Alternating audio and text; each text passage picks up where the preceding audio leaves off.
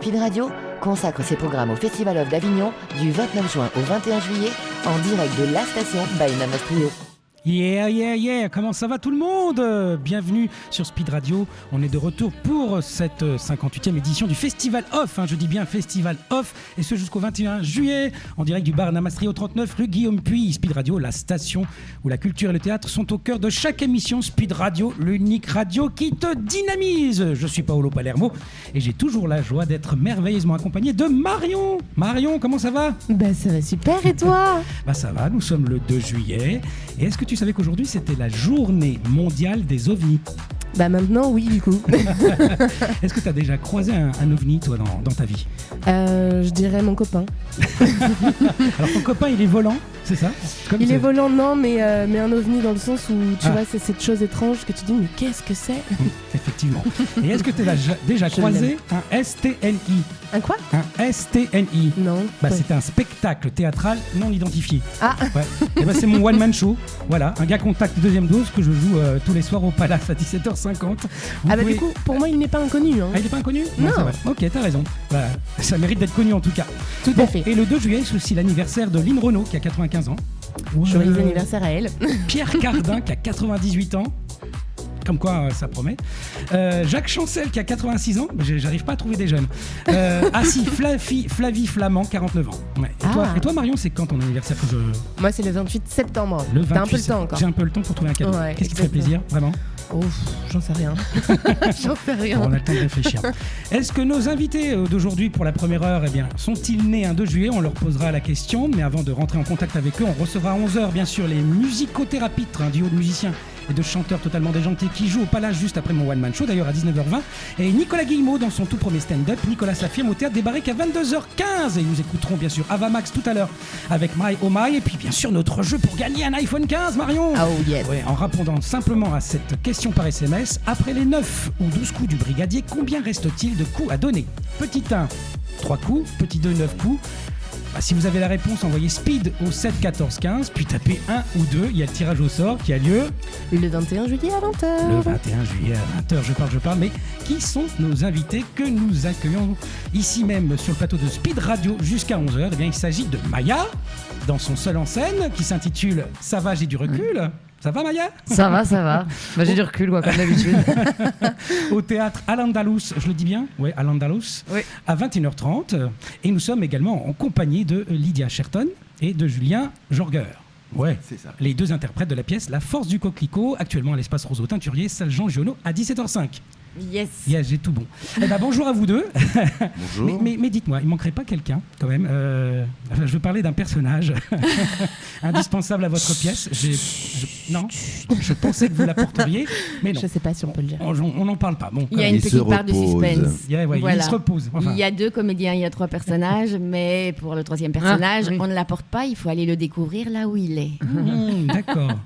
Il se repose. Enfin, lui, il se dégonfle pas en tout cas. Ouf, j'ai donné un indice. Non, mais j'ai rien dit. Non, alors, attendez, j'ai le pitch devant moi de votre pièce La Force du Coquelicot, et on va voir si vous le connaissez bien, votre pitch, d'accord?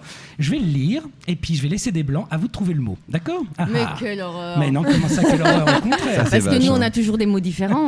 On n'a jamais un pitch unique. Non, on va voir. Il se réinvente à chaque instant. Mais exactement. C'est comme la vie, ça bouge. Quelque part, au milieu de nulle part, un virage en épingle dans une rue qui descend, en bordure de route, 2 points, qu'est-ce qu'il y a? Une falaise. Ouais, bravo. Un reste de rambarde de protection par terre, inutile. Seul un large terre-plein herbeux sépare la route du vide. Ouais, c'est des mots importants. Falaise vide, vous allez voir peut-être. Après, quelques grosses pierres, la vue est magnifique. Une femme est recroquevillée sur le sol. Wow, très bien. Mais j'irai pas plus loin parce qu'on découvre donc le 3e personnage. Donc, alors, oui, Lydia, vous interprétez le personnage de Julie, oui. Et Julien le personnage de Félix. C'est ça. Bon, alors, si Julie devait présenter Félix, vous le présenteriez comment? Alors, je le présenterais comme une rencontre improbable, mais indispensable. Je le présenterais comme quelqu'un qui n'est pas abîmé au même endroit, mais profondément amoureux, profondément amoureux de sa femme, de la vie et de sa petite coccinelle. Et là non plus, je n'en dirai pas plus.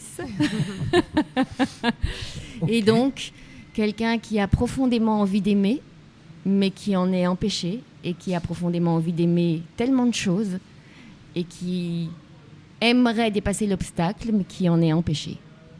Avec le cœur qu'il a, la générosité qu'il a et les obstacles qu'il a. Voilà Félix. comment je le présenterai. Enfin, Julien, qu'est-ce que vous en pensez justement de cette description de votre personnage, Félix? Ah ben c'est tout à fait ça, c'est très juste. Sans trop dévoiler, c'est parfait. C'est parfait. Il n'y a pas de spoil en plus, elle est très très forte. Très très forte. Elle maîtrise Elle le met mystère à la la perfection. pression, là. Faut pas spoiler, c'est ça qui est dur. Pas facile hein, de Ah oui, ne c'est difficile pas de pas divulgacher, trop en dire non plus, voilà, comme exactement. disent nos amis québécois. Julien, Divulgacher. votre personnage c'est Félix. Exactement. Mais en face, vous avez Julie. J'ai Julie. Alors effectivement. comment vous pourriez la décrire à votre Ah ben tour? c'est un petit ovni comme vous disiez tout à l'heure, effectivement. Pour simplifier, mais effectivement Julie c'est un personnage très complexe qui a coupé quelque chose en elle, pour pas trop raconter, qui lui permet, qui du coup la met un peu dans un état très particulier, qui veut essayer de retrouver quelque chose de la vie avec une technique assez particulière. Voilà, je peux pas trop le dire non plus. Retrouver cette impulsion, ce mouvement qu'elle a perdu. C'est un être qui n'a plus le mouvement et qui le recherche, et pour ça, elle va s'y prendre d'une façon très particulière et va embarquer Félix un peu là-dedans, qui lui va lui proposer un autre mouvement. Voilà. Très bien. Julie, enfin je veux dire Lydia, vous en pensez quoi de ce portrait? Il est fidèle? Eh bien, le mouvement, c'est quelque chose, enfin voilà, qui nous anime tous, et c'est un spectacle sur le rapport à la vie, donc forcément, je reconnais beaucoup le personnage de Julie, parce que la vie, elle nous traverse, donc ça va avec le souffle et ça va avec le mouvement, donc c'est des miroirs l'un de l'autre, mais qui ne s'expriment évidemment pas du tout de la même façon et qui ne sont pas abîmés au même endroit et vivants au même endroit, donc tout à fait. Et On qui, s'y sans le retrouve. vouloir, vont s'accompagner un peu pour guérir un peu leurs blessures mutuellement. Lydia, c'est votre première écriture théâtrale, si je...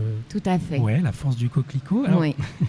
comment ça vous est venu cette idée? Alors, comment on écrit? C'est vraiment une question que je me pose à chaque fois, parce que ça part de rien, et comment vient l'idée? Comment vous est venue cette idée? Alors, je dirais que j'ai eu envie de l'écrire depuis que je suis née, cette pièce. Ah oui. Je pense que c'est une pièce que j'ai toujours eu envie d'écrire, mais comme je me sentais comédienne, il y a plutôt une impulsion et à un moment une nécessité. Et il est arrivé un moment où je me suis dit, ça s'explique pas, si c'est pas maintenant, ce sera jamais. Et s'il y a quelque chose qui me définit, c'est que je n'aime pas faire des choix par peur, j'aime faire des choix par amour, je n'aime pas avoir le regret. Donc quand arrive dans mon petit parcours, si je ne le fais pas, je vais le regretter, il y a une nécessité qui fait place à tout raisonnement, enfin qui supplante tout raisonnement ou toute peur. Et donc je dirais que j'ai plutôt été à l'endroit de moi où elle a pu naître, plutôt que décider une idée de façon volontaire. Je ne sais pas si ça vous parle, mais en tout cas, pour moi, c'est vraiment une démarche de vouloir parler de quelque chose et d'ailleurs, je ne l'ai pas écrite pour jouer dedans à la base, parce que j'avais l'impression que ça allait déformer. Je ne me sentais pas assez, je vais dire, aguerrie comme autrice pour savoir quand, à un moment, ce que j'allais écrire risquait de toucher le fait que je me dise « Non, mais ça, si je l'écris, je ne peux pas le jouer, parce que ça, en tant que comédienne, je ne peux pas le jouer. » Et donc, je voulais absolument pas déformer ce que j'allais écrire en me disant « Non, il faut que je dise autre chose, sinon je ne peux pas le jouer. » Donc, j'ai vraiment écrit pour écrire ça. Et pour vous, après, c'était indispensable de le jouer? Enfin, comment c'est venu, puisque vous n'avez pas fait passer d'audition peut-être à d'autres comédiennes, ou alors peut-être si, je ne sais pas. Non, c'est une super jolie histoire, mais toute l'équipe qui est autour du projet, en fait, va tellement bien au propos de la pièce. C'est que mon chéri, avec qui j'aime énormément travailler, est metteur en scène. Et à la base, je pensais même que ça lui plairait pas, mais je pense que c'est une part de protection. Et quand il a lu la pièce, parce qu'il a été mon premier lecteur, il a eu cette phrase dont je me souviendrai toute ma vie. Il m'a fait « Bon alors c'est ton texte, non, tu en fais ce que tu veux, mais Mais je te le dis quand même, hein, ça me ferait quand même un peu mal au cul de le voir mis en scène par quelqu'un d'autre. Mais après, tu fais ce que tu veux. Est-ce que ça lui aurait fait mal au si c'était joué par quelqu'un d'autre alors aussi? Alors c'est là où il m'a dit, si c'est moi qui le mets en scène, alors c'est toi qui joues dedans, parce que c'est tellement toi. Voilà, et donc il m'a dit, si c'est moi qui le mets en scène, je ne le mets en scène que si tu joues dedans. Et puis toute l'équipe a commencé à naître de ça, et suite au fait que l'écriture a eu la chance d'avoir un prix, ce qui a fait que du coup ça nous a été, ça a été l'étincelle qui a allumé tout le projet de façon magnifique. D'accord. Voilà. Et quand il y a eu ce point final, parce que quand on écrit, on ne sait pas quand est-ce qu'arrivera ce point final, vous étiez satisfaite de la première version? Est-ce que ce qu'on a vu au Teinturier, c'était la première version ou pas? Avec Bruno. Oui, comment ça se passe? Dites-nous tout. Il m'a dit, parce que je suis très ermite dans ma façon d'écrire, donc il ne savait pas de quoi ça parlait, il ne savait rien. Je lui avais juste demandé une petite question sur ce troisième personnage pour voir si c'était gérable. Et il m'a dit, surtout ne te bride pas. Après, il m'a fait, qu'est-ce qui m'a pris? Mais il m'a donné une date où il m'a dit, tu me donnes à lire. Et il y a un passage que je n'aimais vraiment pas, mais j'ai rien dit. Et il m'a dit, écoute, il y a juste un passage. Et il a mis le doigt sur exactement le doigt de ce qui me posait un souci. Et je me dis, on a vraiment quelque chose à faire ensemble, je pense. Très bien. Alors, je voulais revenir sur ce titre, La force du coquelicot. Alors, je peux considérer, c'est pas un oxymore, on est d'accord, mais on y est presque. On a un côté, entre le mot force et le coquelicot, on sait que c'est une fleur vulnérable. Mais elle est où cette force justement du coquelicot? Est-ce qu'on peut en parler de cette force du coquelicot? Tout à fait. Oui. Déjà, en fait, c'est quelque chose. Moi, le coquelicot est une fleur qui parle à énormément de gens de façon émotionnelle. Et ça, c'est pas tout à fait ta question, mais je le dis, c'est parce que je suis très touchée des retours des gens, à quel point cette force parle à l'affectif ou à l'émotionnel des gens, à tellement d'endroits insoupçonnés qui me scotchent en cadeau d'échange suite aux gens que je rencontre par rapport au spectacle. Et en fait, c'est la seule fleur qu'on ne peut pas cueillir. Quand on l'accueille, elle meurt. Et donc, c'est incroyable, mais c'est une petite fleur toute fragile qui dit un peu merde aux gens. Vous voulez apprécier ma beauté, ma couleur flamboyante, et vous venez à moi et vous profitez de ma beauté là où je suis née, là où je fleuris. Et cette fragilité qu'on ne peut pas s'approprier, du coup, devient sa plus grande force, parce qu'en fait, elle reste vivante, vibrante, et on ne l'accueille pas. Et c'est vrai que je pense qu'on est tous à ce niveau-là des petits coquelicots, parce que je crois que dans nos failles et nos fragilités, il y a souvent l'indice de notre plus grande force. C'est beau. C'est magnifique. Ça mérite des applaudissements. Alors, sortir les mouchoirs. Je suis allé me balader du côté de Chinon et j'ai vu une plante. Je me suis dit, tiens, on dirait une plante carnivore. Et sachez que c'est le bourgeon de la coque. Oui, il y a des petites dents. Mais oui, donc c'est impressionnant. Donc même là, on n'a pas envie de trop de s'en approcher. Si je mets le doigt, j'ai peur de me... Alors, oublions bien sûr la plante carnivore. Julien, comment êtes-vous arrivé dans cette aventure alors? Alors, moi, je suis arrivé dans cette aventure parce qu'on a des amis en commun. Ah, les amis. Des amis comédiens, ça se passe souvent comme ça. Mais moi, j'avais déjà vu le travail de Bruno, de Lydia, dans plusieurs pièces même. Et puis eux, c'est pareil, ils étaient venus me voir aussi sur d'autres projets. Et puis le jour où il y a eu ce projet qui est arrivé sur la table, ils sont allés voir les copains en commun en disant, qu'est-ce que vous pensez de Julien, à votre avis, est-ce que ça l'intéresserait, est-ce qu'il travaille bien? Et les copains ont dit, bien sûr, tu peux compter sur lui. Du coup, voilà, on s'est rencontrés, on s'est vite mis au travail, surtout qu'on avait peu de temps en plus. Oui. Donc il a fallu y aller à fond ensemble. Et puis effectivement, on s'est très très bien trouvé dans le travail.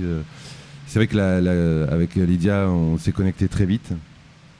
C'était assez évident, c'est très simple à avoir cette connexion qu'on voit sur scène.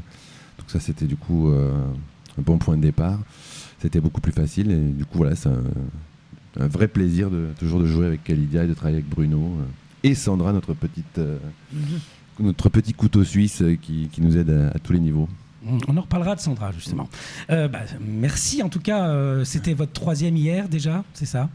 Oui, hein. C'est ça. Oui, Bon, avec les générales et tout ça. Oui, vous en avez fait beaucoup plus du coup avec les avant-premières. Les générales, vous en êtes au moins à votre 15e. Oui, c'est ça. Je crois que ça fait 3 mois qu'on est là. Vous êtes là. Depuis que vous êtes à Avignon. C'est ça la folie d'Avignon. On ne sait même plus quel jour on est. C'est pour ça que je répète la date à chaque fois, en chaque début d'émission. Merci, on reviendra vers vous. C'est pas pour nos auditeurs, tu sais, c'est pour nous. Ah oui, c'est pour on nous, a besoin de se retrouver. Eux, ils le savent. Appelez-nous si vous avez besoin de nous dire la date. On reviendra vers vous tout à l'heure. On a une autre invitée ici qui est juste en face. Bonjour. Bonjour Maya. C'est votre première Avignon, Maya? Oui. Bon, alors. Comme toutes les premières fois, je suis excitée, mais j'ai peur. C'est sûr.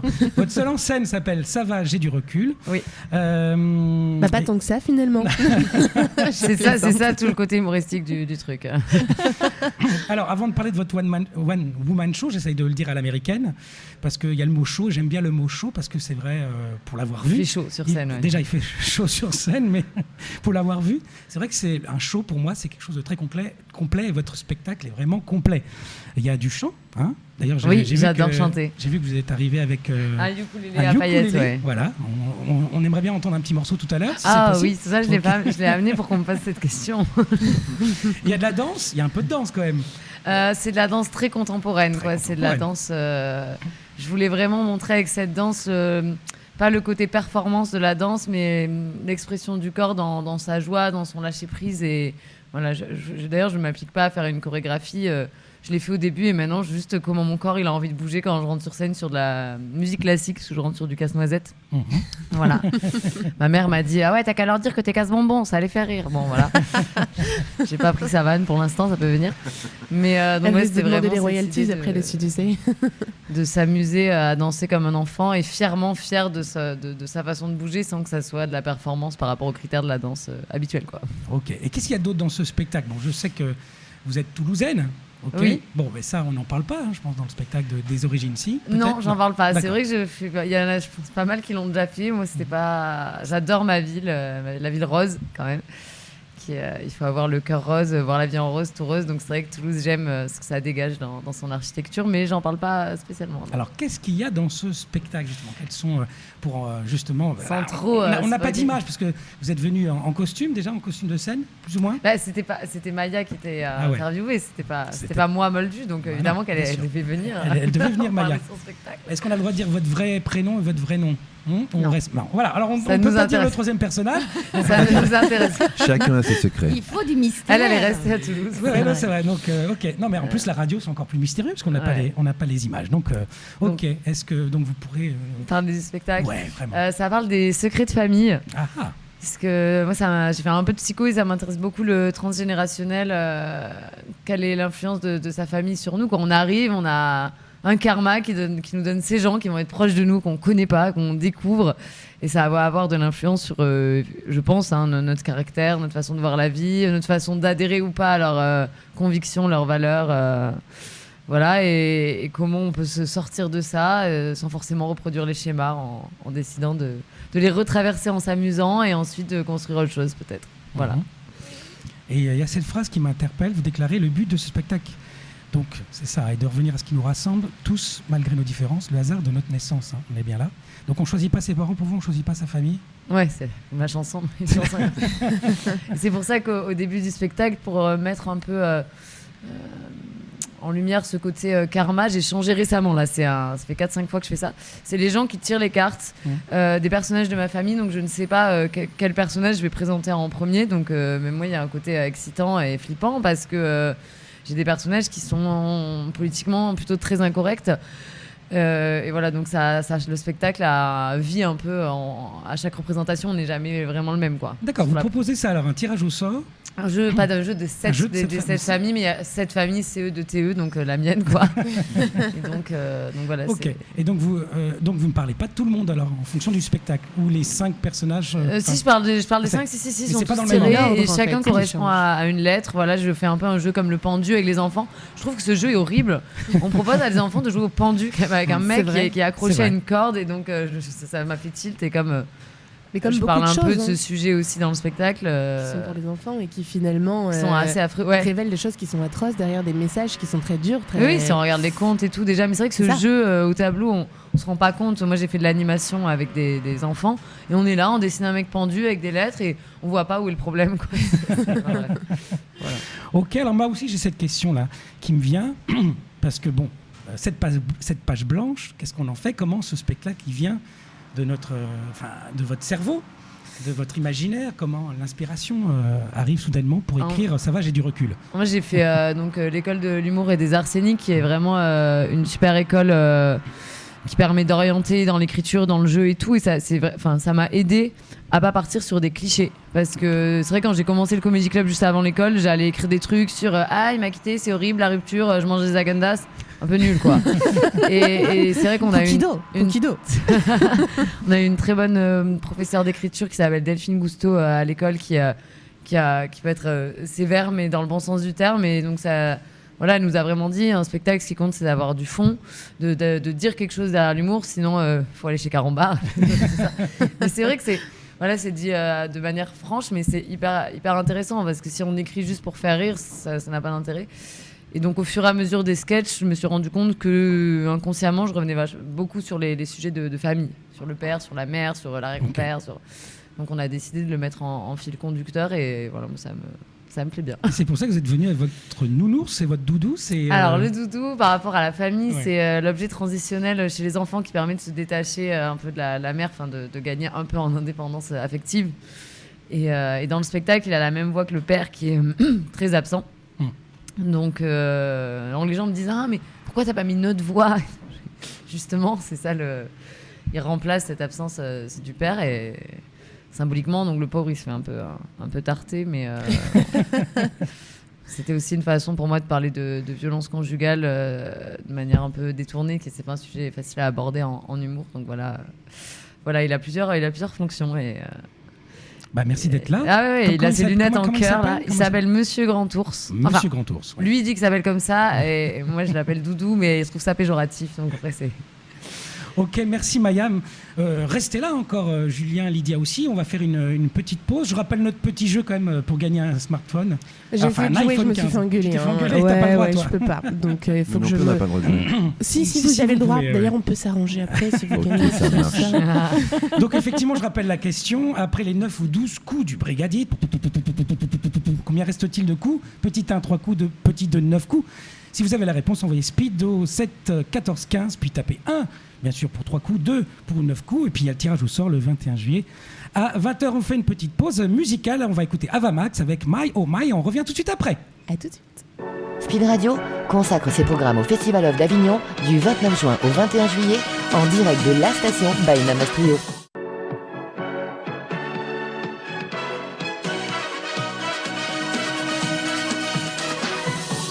Speed Radio, 10h midi, en direct du Festival of d'Avignon, Paolo Palermo et Marion Bonicheff. Et Marion Bonicheff. Oui, c'est moi. T'as toujours la forme malgré le vent dehors. Ça souffle. Hein. Ouais, toujours, je me crois comme Beyoncé quand elle est dans son clip et tout. C'est pour ça que tu nous as mis cette tenue de Exactement, voilage. tout à fait. Tout en bleu. Pour m'envoler là-haut dans le ciel. Prendre du recul, moi aussi. Wow. Et oui, prendre du recul comme Maya. Ça va, j'ai du recul. C'est le titre de ton seul en scène. Plein d'humour. D'ailleurs, ce titre, ça va, j'ai du recul. Ça... Alors, est-ce que tu peux le décortiquer? Tu vois, moi aussi, j'ai fait psycho comme Marion. J'aime bien décortiquer le titre. J'ai fait avec la force du coquelicot. Et là, j'aimerais en savoir plus. Alors, c'est une phrase dans l'écriture du spectacle que je disais pas mal. Je disais des trucs plus ou moins horribles. Et après, non, mais ça va, j'ai du recul. Et au moment où j'ai dû choisir le titre, je ne savais pas. Et j'ai une amie qui s'appelle Marianne Contant, qui a un super spectacle qui s'appelle Schneck d'ailleurs, qui joue pas à Avignon malheureusement, mais qui a plein de dates. Voilà. Je vous conseille d'aller la voir. Et elle m'a dit tu devrais peut-être le prendre en titre, ça va, j'ai du recul, parce que tu le dis souvent et ça correspond pas mal à ton spectacle où en fait elle dit des énormités, je dis des énormités et avec beaucoup de légèreté en fait. Donc le personnage et c'est dans le déni et donc dans une forme de recul. Parce que c'est une phrase qu'on dit quand on en a pas généralement. C'est pour ça que je l'aime bien.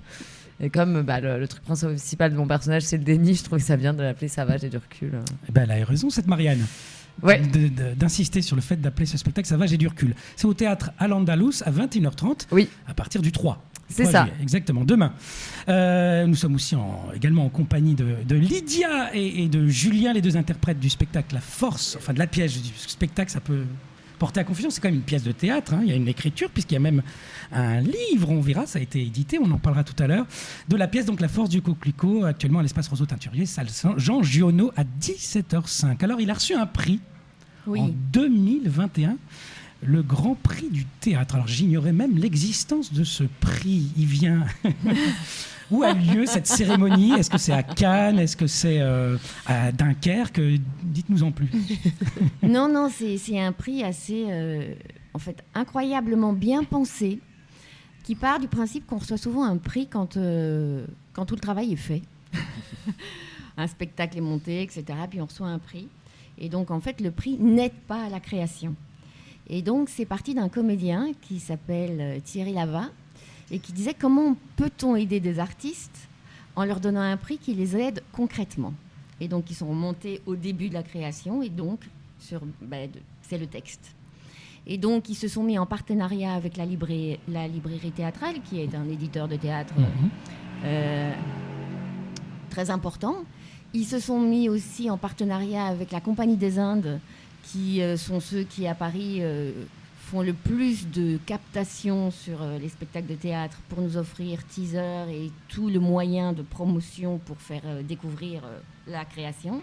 Et l'idée est vraiment de faire sortir une écriture du livre pour l'amener au plateau.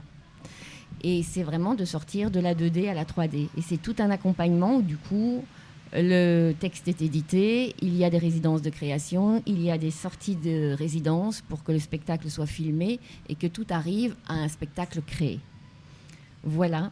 Et donc, c'est Jean-Daniel Laval qui était d'abord directeur du Théâtre de Versailles et qui a après été directeur du théâtre à Fontenay-le-Fleury, qui a mis à disposition son infrastructure qui est assez magique. Et donc, ils nous ont même aidés parce qu'ils nous ont donné une partie du décor. Ils ont été vraiment présents pour que tout naisse. Et donc, c'est un prix qui est vraiment extrêmement bien pensé et rare et qui laisse en plus la possibilité de créer le texte comme on le souhaite. C'est-à-dire qu'il y a beaucoup de prix de texte, puisqu'on sépare auteur forcément de comédien et il y a très peu de prix qui permettent de révéler un texte en permettant à l'auteur de le monter comme il le souhaite, en fait. Parce que du coup, quand un texte est évidemment récompensé, c'est généralement une équipe pas choisie par l'auteur qui le porte pour la première fois à la scène. Donc vraiment, c'est un prix que je ne connaissais pas. Et je ne le connaissais pas non plus. Et c'est parce qu'en fait, j'ai été enfermée par le Covid. Ah, je ne connais pas. Qui est ce personnage? C'est le 4e personnage de la pièce, c'est ça? Oui, c'est ça. Déjà. Mais comme quoi, il y a des belles choses qui peuvent naître de choses difficiles, parce que je pense qu'il n'y aurait pas eu le Covid, j'aurais fait une lecture, j'aurais choisi, etc. Et là, le fait d'être enfermé, on se tourne vers des choses auxquelles on ne pense pas, et il y a des choses magnifiques qui naissent. Maya, il y a une question. Oui, par rapport au fait que le texte puisse être repris par une équipe sans le choix de l'auteur. Mais c'est possible, ça, il faut pas donner son autorisation en tant qu'auteur que telle équipe mette en scène ton texte, tu vois. Ah si, mais tu donnes tes droits, mais ça, c'est pour être monté. Quand un prix, par exemple, tu dis, vous avez reçu le prix, donc il va y avoir une lecture pour faire découvrir à des professionnels. À ce moment-là, c'est parfois un metteur en scène associé au prix qui dit, je monte le spectacle pour le faire connaître. Ça, c'est intrinsèque à un prix reçu, on va dire. Donc si tu acceptes le prix, tu acceptes quelque part que la lecture, l'équipe et comment le prix met en place la découverte de ce texte qui est primé.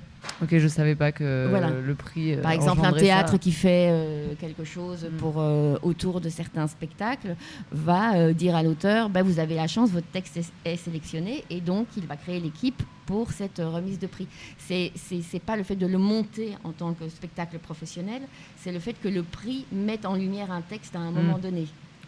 C'est pas le fait de le monter de façon professionnelle, d'aller dans un théâtre et de le jouer avec des places payantes. C'est juste comment est organisé un prix. Ok, je savais pas. Merci. Ça signifie que sans ce prix, peut-être que ce spectacle aurait pris une autre tournure, aurait eu un autre destin? Ou, pas peut-être. Sûrement. D'accord. Okay. Sûrement. Non, parce que vous l'aurez peut-être monté différemment, ou ça aurait pris plus de temps, ou pas du tout. On aurait fait comme on fait d'habitude, comment fonctionne la compagnie. C'est une lecture et puis on attend. mais ça nous a ouvert des portes de façon incroyable. Et c'est pour ça, quand Julien a dit on a dû le faire de façon un peu précipitée, c'est que le prix avait un timing inhérent à aux résidences, etc. Et donc ça a un peu bousculé, mais ça a bousculé de façon magnifique. C'est la bousculade dont on a besoin pour tomber dans la piscine et se lancer et être obligé de se mettre à nager. Voilà. Là où parfois on se sent jamais prêt et puis finalement le temps passe et puis il y a cette frustration qui s'installe. Il faut se lancer. Non, mais c'est vrai, le prix a été une étincelle de départ et même une grande porte ouverte très, très, très, très belle. Oui, parce que dans le peu de temps qu'on avait, on a eu quand même des moyens pour travailler. Des conditions magnifiques pour travailler. Oui. Donc là, c'est le copain qui pousse à l'eau, mais qui te donne les brassards avant. C'est ça. Exactement. Et puis qui t'accompagne pendant toute la traversée, parce qu'ils sont très présents. Ouais, c'est chouette. Est-ce que c'est un prix... C'est un prix qu'on peut mettre sur une cheminée ? Non. Vous l'avez plus, d'accord. Non. J'aurais bien aimé le voir. Non, d'accord, ça ne se voit pas. Non, il est invisible. Il se voit dans le décor, il se voit dans ce que... Et puis T'as le droit d'écrire ça après. Voilà. Non, mais sans le prix, la pièce ne serait pas éditée non plus. Donc le livre, je peux le mettre sur ma cheminée. Voilà, c'est ce que j'allais dire. C'est le substitut du trophée. Ce livre qu'on peut donc acheter à l'issue du spectacle ou avant ou même pendant tout le festival. Donc il y a l'intégrale du texte. Il y a l'intégrale du texte et il est joliment diffusé parce que vraiment la librairie théâtrale, on le trouve partout en fait. Voilà. Julien, qu'est-ce qui... Comment pas trop révéler, si j'ai bien compris. Mais dites-nous votre impression quand on est comédien, on est sur scène, on incarne, on est vraiment... Alors souvent, c'est vrai que parfois le cerveau, il peut se décaler un petit peu, il se dit voilà, là, je suis en train de dire ça, etc. Mais des fois, on est vraiment dedans. Quel est votre moment préféré dans cette pièce, sans nous dévoiler quel est l'instant ? Ça peut être toute la pièce, mais c'est vrai que souvent, il y a des moments, moi, en tant que comédien, quand je suis sur scène, il y a des moments où vraiment, à chaque fois, c'est magique et ça me fait quelque chose. Pas forcément sur l'intégralité, mais à chaque fois, parce qu'il y a une phrase, il y a une réplique, il y a un échange. Des rendez-vous, on va dire. Des rendez-vous, voilà, et qu'on aime bien et qu'on attend et qu'on sent que le public en plus frémit avec vous. Ça serait lequel ? Alors, un tout seul, j'aurais du mal, mais j'en ai peut-être au moins deux. Déjà, j'aime beaucoup, avec Lydia, effectivement, ça fonctionne très bien, comme on disait. Et il y a un moment, chaque fois, qui me touche toujours très fort, c'est quand elle me parle de... Ah, je spoil. C'est compliqué. Bon. On sait qu'il y a une petite coccinelle pour ce personnage. Alors, je parle d'abord de celui-là. Ah ouais. Parce qu'effectivement, là, en plus, personnellement, ça fait écho parce que je suis un jeune papa, une petite fille, et que je parle d'une petite fille dans ce spectacle. Effectivement, ce moment-là fait très écho en moi. Donc, c'est vrai que c'est un rendez-vous que j'aime beaucoup et qui me touche beaucoup. Mais j'ai aussi un petit passage où elle me propose son aide, Julie, de me prendre notamment dans ses bras. Et ce qu'elle a, le pourquoi de ce qu'il y a avant. Et ce moment-là, ce regard, cet échange avec Julie, Lydia, c'est un moment que j'aime beaucoup, qui me touche toujours, qui me cueille à chaque fois. Voilà. Donc c'est un vrai câlin, je l'ai vu. Ah, c'est un vrai câlin. C'est un vrai câlin avec des flaques, avec tout. Vous savez que je tracte pour mon one-man show et je propose souvent un câlin gratuit. Ouais. Il est rarement accepté parce que sous prétexte il fait trop chaud. Voilà. Et c'est bien dommage. Est-ce que tu n'as pas l'impression que le Covid a changé quelque chose par rapport à ça au niveau du... Malheureusement. Parce qu'avant ça marchait plutôt bien, ce truc-là de hug. Le hug gratuit, ouais. Mais là je dis, et payant vous voudriez ? Bah oui, je veux bien. Alors, c'est bizarre quand même, c'est le monde à l'envers. Tout ce qui est gratuit est suspect. Ouais. C'est vrai, tu as raison. Maya, et puis vous deux, la force du coquelicot, vous avez un point commun, une personne en commun. On l'a cité tout à l'heure, c'est Sandra Fabry. Fabry qui joue actuellement Le Secret des Lucioles à l'Optimiste, qu'on a reçu hier sur Speed Radio. Qui a également, comme toi, Maya, donc elle est l'assistante, je le dis, mise en scène pour la force du coquelicot. Et elle a fait l'école de l'humour comme toi. Dans la même classe. Et dans la même classe, en plus, on a créé nos spectacles ensemble. Et je veux dire que le point commun qu'on a tous les deux, c'est qu'on est assez fans de poésie, de rimes, de tournures de phrases. Voilà. C'est ce qu'il y a dans ton spectacle. T'as vu, je suis passé du vous au tu. Et tu verras pourquoi. Tu vas voir après. Parce que moi, je l'ai vu, ton show, c'est une vraie tornade. Tu as une belle énergie. Alors, je sais, tu es jeune, donc l'énergie, c'est dans la jeunesse, mais pas que. Comment tu arrives à trouver toute cette force-là? Parce que c'est quoi, 1h10 à peu près? 1h15, 1h10, oui. 1h15 1h10 quand je respecte mes couples. 1h50. Parfois, mon enfant intérieur a quand même envie de dire ce passage et il est quand même très persuasif. C'était quoi la question? La question, c'est que comment la question. Ah oui, cette énergie, parce que au-delà de j'en ai besoin c'est le seul moment où je peux être vrai. En fait, c'est un personnage, oui, Maya, mais c'est le seul moment où je peux être vraiment moi, sans les barrières, avec toute ma maladresse, en l'assumant, en étant fière de cette maladresse, parce que Maya est toujours fière de tout ce qu'elle fait, de ce qu'elle dessine, de ce qu'elle danse, de ce qu'elle chante. D'ailleurs, tu m'as pas posé la question, mais je vais répondre quand même. Mon passage préféré dans le spectacle. Tu peux me donner... Bah non, parce que oui, je te pose la question. C'est quoi ton... J'avais envie de répondre à ça. Bah oui, mais c'est bien, vas-y. Donc l'énergie, je la trouve, je prends de la spiruline et après, des fois, je suis fatiguée, mais je pense à autre chose. Je kiffe sur scène, quoi. Oh, ok, alors quel est ton moment préféré? Alors mon moment préféré, c'est j'adore les chansons. J'adore chanter et le rap aussi. Alors je sais pas la chanson parce qu'elles sont quand même assez trash. D'accord. Après voilà, en avertissant avant. Il est 10h43, il est tôt. J'en ai une sur la torture animale ou une sur l'Iran, mais alors torture animale, c'est ce qui est peut-être. Okay. J'ai appris. Tu as besoin de ton ukulélé ou pas alors? Ouais. Ah bah, j'avais peut-être pas en entier. Non, mais un extrait. Un petit extrait. Ok. Alors, un extrait. Juste pour le contexte, moi je suis pour la torture animale parce que c'est tous les méchants qui sont réincarnés. Par exemple, dans les élevages de gros porcs, il y a une raison pour laquelle on leur coupe les... Alors attends. Ah non, mais t'inquiète pas, on s'occupe du micro. On leur coupe les couilles et la queue à vif au porciné parce que c'est tous les violeurs en fait qui sont réincarnés là-dedans. Ah oui.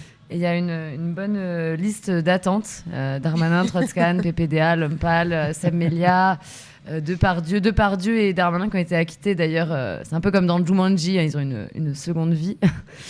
Ouais, j'ai un trou, mais bon, il y en a beaucoup. On n'a pas 1 heure non plus. Donc, il reste 1 minute exactement. Ok, donc pour ça, j'ai fait une chanson en déhommage aux animaux. Mon caniche sera ma serpillière pour le ménage. Pour les vacances, si pas, sera pas de péage. Qui couine, qui pleure, j'irai pas le récupérer. Y a bien quelqu'un qui finira par l'écraser. Une hermine, un blaireau, un renard, un coup de gazage et j'aurai mon manteau de star. Puis c'est la chasse avec les animaux sauvages. Derrière les fleurs, j'observe bien tous les parages. Avec une balle dans le cœur, j'arriverai à le caresser. Mais l'autre jour, j'ai tiré sur une vieille qui s'était paumée. Un ours polaire, un pingouin, un manchot. Faut les prendre en photo avant qu'ils tombent à l'eau. Des singes nous remplacent dans les labos. Hommes poilus, rasez-vous pour pas de quiproquo. Yeah. Les humains, on est les rois des médicaments. On fait souffrir parce qu'on est plus intelligent. Voilà. Ouais, bravo Maya. Donc ça Merci. Là, tu le chantes dans Non, alors non, je ne chante pas dans le spectacle, sinon ça ferait 1h30. Mais je le chante aux gens qui me demandent une chanson dans la rue en disant pourquoi, évidemment, je suis pour la torture animale. Oui. Parce qu'on ne connaît pas souvent la raison de pourquoi on torture, c'est pas bête. Bon, bah merci pour ce moment chanté, cet extrait. Nous, on va écouter Adam et le coup de soleil. Je rappelle quand même notre jeu. Bien sûr, pour gagner un iPhone 15, pour cela, il faut répondre à la question après les 9 ou 12 coups du brigadier. Combien reste-t-il de coups à donner? 1, 3 coups, 2, 9 coups. Si vous avez la réponse, tapez speed au 7, 14, 15, puis tapez 1 ou 2. Tirage au sort le 21 juillet à 20h. Et voilà, tout de suite, on se retrouve tout de suite après Adam et le coup de soleil. Speed Radio, la radio qui te dynamise.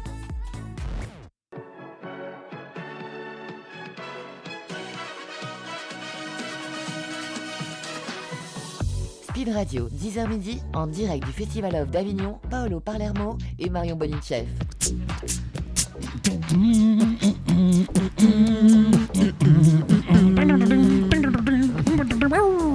Oui, nous sommes encore ensemble jusqu'à midi, mais avec nos invités de la première heure jusqu'à 11h. Si mes calculs sont bons, il nous reste à peine 6 petites minutes pour conclure ensemble. On avait donc Maya qui est là, elle est toujours là au théâtre Al-Andalus. Elle joue son spectacle Sauvage et du recul à 21h30 tous les jours, sauf quel jour le relâche? Il y a du relâche? Mardi. Le mardi, ok. Donc elle commence demain, le 3 juillet, et Lydia Julien dans La Force du Coquelicot à l'espace Roseau Teinturier. Ça a déjà commencé, c'est à 17h05. Avec La Force du Coquelicot, est-ce qu'on peut dire que c'est une pièce Happy Life? Alors, parce que ça, on le sort souvent. Voici le film Happy Life de l'année. On le fait pas pour les pièces de théâtre. Est-ce que c'est une pièce où on en ressort, on se dit waouh, la vie est belle? Eh bien, c'est un petit peu l'envie, c'est d'inviter le spectateur à une bouffée de vie. Ça, c'est vrai que c'est l'élan premier, c'est de se dire qu'on est quand même bien content d'être là, avec nos rêves plein la tête, et que la vie est précieuse, même si parfois elle nous malmène beaucoup, et que même des fois elle nous fait un mal de chien, mais on y tient plus que tout. Très juste. Et toi, Maya, alors toi, c'est de l'humour noir, on est d'accord? Oui, on peut le dire. Hein. On peut le dire. Il faut le dire. Il faut le dire, hein, d'accord. Pas pour les enfants, même si c'est un nounours. Tu vas très très loin parfois, et j'ai envie de te dire que ça fait du bien, de dire des choses. Le principe de l'enfant intérieur, c'est qu'il puisse dire ce qu'on ne peut jamais dire. Exactement, ce qu'on n'ose plus dire aussi. Voilà. Donc toi, tu casses ces barrières. Et alors, tu as des retours comme ça de spectateurs après avoir vu ton spectacle, ils viennent te voir et te disent oui, merci, bravo, j'avais besoin d'entendre ça, d'aller aussi loin. Est-ce que tu as eu ce retour? Oui, il y en a qui m'ont dit que ça a mélangé le cruel et le tendre, le touchant et le cru. Et c'est ma vision de l'humain. Je pense on peut tous être tendre et tous être cruel. Il y en a qui choisissent de suivre plus ou moins un bord ou l'autre. On le voit bien en ce moment. Mais voilà, je voulais montrer ces deux facettes de l'humain à travers ce spectacle sur les secrets de famille, tout ça. Et donc voilà. Et tu as bien fait. Et je te tutoie parce qu'on a un projet en commun. Il faut savoir, c'est le scoop. Voilà, j'ai écrit une pièce qui s'appelle Sans succès et on attend d'avoir un prix. On va en avoir beaucoup, je suis sûre. Avant, mais on va faire des lectures en septembre. Voilà. Oui, donc, merci de faire partie de cette pièce. Je suis ravie. Maya. Alors un petit quiz pour s'amuser entre le coquelicot et Maya. Voilà. Je vois qu'un lien, la pollinisation. Et une petite question. Les grains de pollen viennent des organes mâles de la fleur, appelés comment? On y va. Pistil? Ben non, ça c'est femelle. Féminin. Ah, c'est féminin. C'est pas non. Les Éthanol, non, c'est l'organisme. J'essaie de lorgner sur son ordinateur pour avoir la réponse, mais même moi, je n'y arrive pas. Les étamines. Les étamines. Masculin étamine, c'est joli, parce que... Hein, c'est beau. C'est une terminaison. Oui, un peu plutôt féminin. Un peu plutôt féminin. Oui, mais comme quoi. On sait que les insectes sont très précieux pour la pollinisation, mais connaissez-vous les 3 plantes qui n'ont pas besoin d'aide pour leur pollinisation? Il n'y a pas le pissenlit? Non. J'aurais dit pareil, je vois les... Bah ouais. Alors, on les mange, ces plantes. Hein. Alors... Ah oui, c'est déjà trop tard. Hein. Je suis nul en botanique. Je me suis planté là, je le sens. Le blé, le riz et le soja, ce sont donc des plantes autogames. Pas chercher des fleurs, bêtement. C'est quand même une plante. Donc, on peut dire, si on veut vraiment parler d'indépendance, on peut dire que je suis aussi indépendante que du soja. Oui, c'est ça, voilà. Pour la rêve. Moi, je gagne beaucoup de blé, je suis indépendant. Les 3 plantes qui utilisent le vent pour se reproduire. Alors, c'est plutôt... on mange, et puis d'autres, c'est des plantes qui sont très très grandes, qui deviennent des arbres même. À votre avis, les 3 plantes qui utilisent le vent pour se reproduire? On a envie de redire le pissenlit. Oui, c'est ce que j'allais dire. Le pissenlit, là, l'arbre qui fait des fleurs, donc non? Alors, il y a le sapin, le maïs et le chêne. Voilà. Et on appelle ça des plantes allogames anémophiles. Voilà. On en aura appris des choses. Pour le reste, j'ai oublié, moi. Pour le reste, c'est l'insecte. Tu peux placer allogame dans ton spectacle, faire un jeu de mots avec allogame, peut-être, toi, non? Allogame, j'ai le numéro de gamme. Allogame, voilà. Je suis prématurée, ne me parlez pas trop de trucs compliqués là. Allez, dernière question. Que produisent les abeilles à part le miel? Est-ce que vous le savez? Là, c'est plutôt facile. Du bruit. Des piqûres. Gelée royale, qui l'a dit? Oui. Maya. Oui, c'est ça. Enfin, quelqu'un qui a une belle réponse. On en met aussi pour... Du propolis. Du propolis, merci Marion, un point. Moi, j'ai pas des propolis. Et enfin, aussi pour les sols, les parquets. De la cire. De la cire, merci Julien. Bon, Lydia. Mais moi, je vous regarde avec admiration. La phrase du jour, Marion, elle a une phrase du jour. Oui, la phrase que j'ai choisie aujourd'hui, c'est « La résilience, c'est l'art de naviguer dans les torrents ». C'est de Boris Cyrulnik. Je trouve que cette phrase est très juste. Bien que je ne sois pas une experte en navigation, je sais qu'il ne faut pas attaquer une vague de pleine face, d'autant plus dans une tempête ou dans un torrent. Et il est nécessaire d'accepter, de se laisser aller, d'aller de l'avant avec adaptabilité, en y allant petit à petit, en restant souple. Et dans nos vies, on rencontre tous des épreuves en tout genre, bien illustrées par les spectacles de nos invités du jour. Et il me semble que la résilience peut être le maître mot, ou du moins une capacité de grande valeur dans un contexte difficile. Ok, super la résilience. Merci pour ta phrase du jour, Marion. Je t'en prie. Merci à nos 3 invités. On vous souhaite un gros M du mot de Cambronne pour vos 2 spectacles. Je rappelle que Maya, avec son seul en scène qui s'intitule Savage et du recul, est au théâtre à l'Andalous à 21h30. Demain, c'est la humour. C'est seul en scène, humour. Ah bah oui, c'est pas seul en scène. Je me prends la tête. Bon. Et puis bien sûr, nos 2 invités, Lydia et Julien, pour la force du coquelicot. C'est actuellement à l'espace Roseau Teinturier, salle Jean Giono, à 17h05. Là aussi, plein de belles choses pour ce festival. On prend. Et on va recevoir dans quelques instants Nicolas Guillemot pour son stand-up et le duo musical tout en délire, les Musicothérapitres. Il est 11h, à tout de suite. Speed Radio, la radio qui te dynamise.